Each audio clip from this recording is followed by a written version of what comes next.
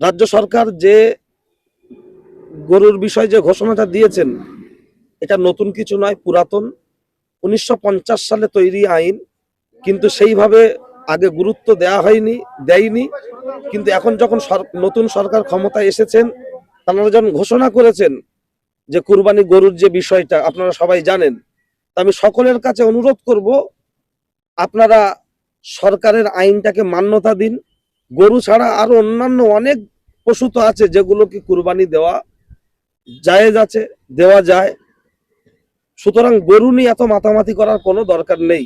আমরা হিন্দু মুসলমান মিলেমিশে ছিলাম, আছি, থাকবো, কিন্তু আমাদের একটা আইনকে, একটা নিয়মকে আমরা বিশালভাবে পালন করার জন্য যেন আমার আশেপাশের অমুসলিম দাদা ভাইয়েরা কেউ কষ্ট না পায় এবং যেন আইন লঙ্ঘন না হয়, সেদিকে খেয়াল রাখতে হবে।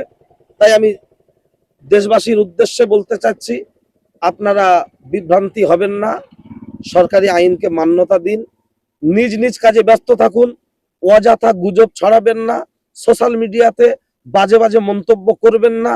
এটা সকলের কাছে অনুরোধ করছি, শান্তি সম্প্রীতি বজায় রাখুন।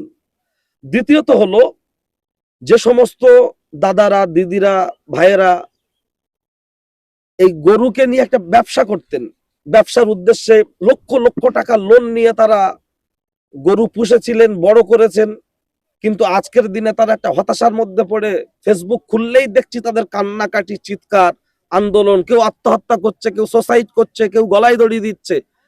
আমি রাজ্য সরকারের কাছে অনুরোধ করব, যারা ক্ষতি শিকার হচ্ছে তাদের দিকে একটু ধ্যান দেওয়ার জন্য, তাদের দিকে একটু লক্ষ্য দেওয়ার জন্য আমি ব্যক্তিগতভাবে অনুরোধ